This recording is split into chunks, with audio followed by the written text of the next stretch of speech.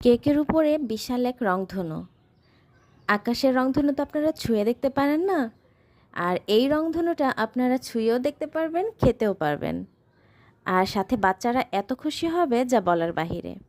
তো আজকে এখানে রংধনু বানানোর জন্য আমি ফন্ডেন্ট নিয়েছি 7টা। যেহেতু রংধনুর 7 কালার হয়, আমি 7টা রঙের ফন্ডেন্ট এরকম রোল করে চিকন করে নিয়েছি।